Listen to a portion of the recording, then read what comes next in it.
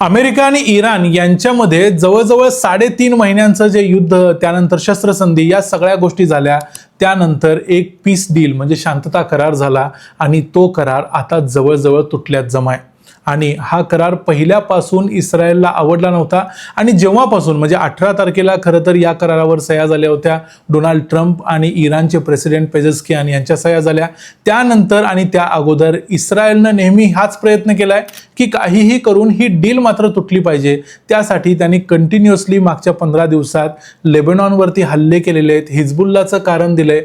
पण इस्रायलनं हे सगळं करून काय साधलं तर इस्रायलला पाहिजे होतं की पीस डील बंद व्हायला पाहिजे आणि युद्ध परत चालू व्हायला पाहिजे. मग हे पीस डील तोडण्यामागची इस्रायलची कारणं काय आहेत ते आपण आजच्या या व्हिडिओमध्ये बघणारच आहोत. याच्याशिवाय आपण बघणार आहोत की हिजबुल्लाचा नेमका प्रॉब्लेम काय आहे, इस्रायल हिजबुल्ला बरोबर एवढं का लढतोय आणि जग सगळं विरोधात असताना देखील इस्रायल हे युद्ध कंटिन्यू का करतोय, नेमकं काय काय घडलंय ते बघूया आजच्या या व्हिडिओमध्ये. मी आहे रणजित यादव आणि तुम्ही पाहताय द मराठी बाणा. हे बघा, 14 तारखेला डोनाल्ड ट्रम्प यांनी डील अनाऊन्स केलेली होती. त्यांनी सांगितलं होतं की लवकरच पुढच्या 2-4 दिवसामध्ये सह्या होतील आणि त्यानंतर अमेरिका आणि इराण यांच्यामधलं युद्ध कायमचं थांबेल. आणि त्याप्रमाणे 18 तारखेला हे युद्ध थांबलं देखील. पण या डीलमध्ये असं म्हटलेलं होतं की स्ट्रेट ऑफ हॉर्मुझ तात्काळ ओपन केली जाईल. याच्याशिवाय यामध्ये असं सांगितलं होतं की सगळ्या फ्रंट्सवरती जिथं जिथं युद्ध चालू आहे ते सगळं युद्ध ताबडतोब थांबलं पाहिजे. याच्याशिवाय यामध्ये जो अण्वस्त्रांचा प्रश्न होता त्याच्याबद्दल देखील बोललेलं होतं की पुढच्या 60 दिवसात त्याच्यावरचा अंतिम निर्णय स्वित्झर्लंडमध्ये चर्चा करून घेतला जाईल. या सगळ्या गोष्टी एका बाजूला होत असताना आता अचानक इराणनं स्ट्रेट ऑफ हॉर्मुझ बंद केला. याचं कारण म्हणजे इस्रायलनं केलेले लेबनॉनवरचे हल्ले. लेबनॉनवरती या महिन्याच्या जवळजवळ 5 वेळा वेगवेगळ्या वेळा इस्रायलनं हल्ले केलेले आहेत. 6 तारखेला, 1 तारखेला, त्यानंतर 14 तारखेला, ज्या दिवशी डील डोनाल्ड ट्रम्प अनाऊन्स करत होते त्या दिवशीच इस्रायलनं हल्ले केलेत. त्यानंतर 16 तारखेला आणि काल 20 तारखेला देखील इस्रायलनं लेबनॉनवरती सतत हल्ले केलेत. आतापर्यंत या युद्धामध्ये लेबनॉनचं नुकसान किती झालं याचा विचार जर केला तर जवळजवळ 3,500 लोकांचा मृत्यू लेबनॉनमध्ये झालाय आणि ते सगळे इस्रायलनं केलेल्या एअर स्ट्राईक्समध्ये मारले गेलेले लोक आहेत. यामुळे मग इराणनं आता जाहीर केलं, आता डील होऊन ऍक्च्युली 3च दिवस झालेत, पण तरी देखील इराणनं स्पष्ट सांगितलं की जर अमेरिका त्यांची डीलमधली जी काही कमिटमेंट आहे ती जर पाळत नसेल तर आम्ही देखील ही डील पाळणार नाही आणि त्यांनी स्ट्रेट ऑफ हॉर्मुझ बंद करणार असं सांगितलं. आता जरी त्यांनी बंद करणार असं सांगितलं तरी अमेरिकेने दावा केला आहे की अजूनही स्ट्रेट ऑफ हॉर्मुझ चालू आहे, पण प्रत्यक्षात ती चालू नाही आहे. ती त्यांच्याकडची जी आकडेवारी असते ती अगोदरच्या दिवसाची असते. त्याच्या जीवावर कुणी असं म्हणू शकत नाही की स्ट्रेट ऑफ हॉर्मुझ चालू आहे. स्ट्रेट ऑफ हॉर्मुझ इराणनं बंद केल्यानंतर कोणीही तिथं जहाज घालायचं डेअरिंग करत नाही, कारण इराण डायरेक्ट त्यांच्यावरती डायरेक्ट अटॅक करायला लागतो. आता याच्यामध्ये एक महत्त्वाचा मुद्दा असा आहे की अमेरिका इस्रायलला कंट्रोल करू शकत नाही आहे. आणि खरोखर जेव्हा पीस डील झालेली होती त्यामध्ये असं ठरलं होतं की फक्त इराण बरोबरचं जे युद्ध आहे ते थांबणार नाही, तर लेबनॉन बरोबर जे युद्ध चालू आहे इस्रायलचं ते देखील थांबलं पाहिजे. कारण लेबनॉनमधली हिजबुल्ला नावाची जी संघटना आहे ती इराणची सहकारी आहे आणि त्यांची प्रॉक्झी आहे, त्यामुळे तिथलंही युद्ध थांबलं पाहिजे. याच्यावरती डोनाल्ड ट्रम्प यांनी सह्या केल्यात. आणि डोनाल्ड ट्रम्प सध्या नेत्यानाहूंना कंट्रोल करू शकत नाहीत, ते त्यांना थांबवूच शकत नाहीत. ते अनेक वेळा सांगायचा प्रयत्न करतायत, प्रेमानं रागानं सगळं त्यांनी करून झाले, अजूनपर्यंत ते थांबलेले नाहीत. त्यांनी आपले हल्ले कंटिन्यू ठेवलेले आहेत.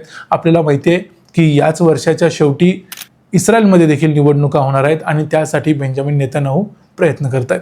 आता या गोष्टीमुळे पुन्हा एकदा अमेरिका आणि इस्रायल या 2 सख्या भावांमध्ये संघर्ष निर्माण होण्याची शक्यता निर्माण झालेली आहे. कारण अमेरिका इस्रायलला कंट्रोल करू शकत नाही. डोनाल्ड ट्रम्प जे बोलायचं ते बोलून गेले, पण आता JD व्हॅन्स यामध्ये उतरलेत. आपल्याला माहिती आहे JD व्हॅन्स ह्या सगळ्या पीस डीलमध्ये सुरुवातीपासून पुढे होते. त्यांनी पाकिस्तानमध्ये सुद्धा ते येऊन गेले. या सगळ्यामध्ये एक गोष्ट आहे, JD व्हॅन्स आता इस्रायलला असं म्हणतायत की प्रत्येक गोष्टीचं उत्तर हे समोरच्याची हत्या करणं, मारून टाकणं असं नसतं. यामध्ये त्यांनी पुढं एक इशारा देखील दिलाय, जगात कुणीही इस्रायलच्या सोबत नसताना डोनाल्ड ट्रम्प इस्रायलच्या सोबत राहिले. आता सध्या जगात इस्रायलचं हे युद्ध कंटिन्यू करा असं इस्रायलला कुणीही म्हणत नाहीये किंवा कुणीही इस्रायलच्या बाजूने उभं नाही आहे. त्यावेळेला फक्त अमेरिका इस्रायलच्या बाजूने उभी आहे आणि तुमचा हा शेवटचा जो साथीदार आहे त्याला तुम्ही गमवू नका. हा JD व्हॅन्स यांचा जो इशारा आहे तो इस्रायलनं सिरियसली घेतला पाहिजे. कारण अमेरिकेनं खरोखरच जर इस्रायलच्या डोक्यावरचा हात काढला तर इस्रायलची परिस्थिती आता एवढी मजबूत अजिबात असणार नाही. याच्या अगोदरच्या प्रेसिडेंटनी इस्रायलला खूप जरी मदत केली नसली तरी अगदीच इस्रायलला सोडून दिलं नव्हतं. डोनाल्ड ट्रम्प यांनी सगळ्या चौकटींच्या बाहेर जाऊन इस्रायलला मदत केली, पण याचा अर्थ असा नाही की डोनाल्ड ट्रम्प हे शेवटपर्यंत करतील. डोनाल्ड ट्रम्प यांच्या मनात काय येईल त्याप्रमाणे ते कधीही निर्णय घेऊ शकतात. पण इस्रायलचा सगळ्यात मोठा प्रॉब्लेम आहे हेजबुल्ला बरोबर. आता हेजबुल्लाचा प्रॉब्लेम काय आहे, तर हेजबुल्ला ही एक लेबनॉनमध्ये, दक्षिण लेबनॉनमध्ये असणारी एक दहशतवादी संघटना आहे, जी इराणची प्रॉक्सी आहे. ही एक शिया संघटना आहे आणि इस्रायलच्या वरतीच बरोबर हा लेबनॉन नावाचा देश आहे. आणि इथून प्रत्येक वेळेला जेव्हा इराण आणि इस्रायल यांच्यामध्ये युद्ध होतं किंवा युद्ध सदृश्य परिस्थिती निर्माण होते, त्यावेळेला इराण या हेजबुल्लाला पिन करतो आणि हेजबुल्ला मग लगेच इस्रायलवर अटॅक करायला चालू करतो. त्यामुळे इराणच्या दृष्टीनं हेजबुल्ला म्हणजे सुद्धा एक इराणचा तुकडाच असल्यासारखा आहे, पण तो आहे लेबनॉन या देशामध्ये आणि या सगळ्या गोष्टींचा त्रास होतोय लेबनॉनला. पण तरी देखील आता डोनाल्ड ट्रम्प कितीही सांगत असले तरी बेंजामिन नेतन्याहू हे युद्ध थांबवायला किंवा माघार घ्यायला तयार नाहीत. ते म्हणतात की तुमचं युद्ध वेगळं आहे, आमचं आणि लेबनॉनचं युद्ध वेगळं आहे. आम्ही लेबनॉनमधल्या हेजबुल्लाला संपवल्याशिवाय राहणार नाही. त्यांनी लिटानी नदीपर्यंतचा ताबा आपल्याकडे घेतला आहे, कारण 2024मध्ये जी सीज फायर झालेली होती त्यामध्ये असं ठरलेलं होतं की लिटानी नदीपर्यंत हेजबुल्लानं एकही कॅम्प उभारू नये, पण त्यांनी ते उभारले. अर्थात दोन्हीही लोक डील पाळत नाहीत, तेव्हा डीलचे 3-13 वाजायचे ते वाजतात आणि इथून पुढेही वाजत राहतील. सध्याची परिस्थिती अशी आहे की हे युद्ध डोनाल्ड ट्रम्प यांच्या हातात राहिलेलं नाही.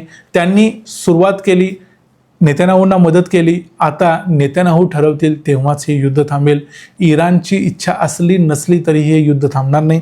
त्यामुळं डोनाल्ड ट्रम्प यांनी G7मध्ये असताना परवाच्या मीटिंगमध्ये सांगितलं होतं, जर इराणनं डील पाळली नाही तर आम्ही पुन्हा एकदा इराणवरती बॉम्बिंग करायला सुरुवात करू. पण आता डील पाळली नाही हे नेमकं कुणावरती आहे, म्हणजे नेमकं कोण डील पाळली नाही? अमेरिकेनं डील पाळली नाही म्हणून इराणनं पाळली नाही, की इराणनं पाळली नाही म्हणून अमेरिकेनं पाळली नाही? डील कारण दोघांच्यातच झाली आहे. डीलमध्ये तिसरा माणूस नाही आहे, त्यामुळे तिसरा माणूस आपल्या मर्जीनं वागू शकतो.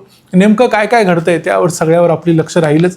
पण आत्ता सध्याची ही परिस्थिती आहे की स्ट्रेट ऑफ हॉर्मुझ परत एकदा बंद झालंय. हा व्हिडिओ तुम्हाला कसा वाटला ते मला कमेंट्समध्ये जरूर सांगा. व्हिडिओ आवडला असेल तर व्हिडिओला लाईक करा, चॅनलला सबस्क्राईब करा. पुन्हा भेटू पुढच्या व्हिडिओमध्ये. तोपर्यंत पाहत राहा द मराठी बाणा. जय हिंद, जय महाराष्ट्र.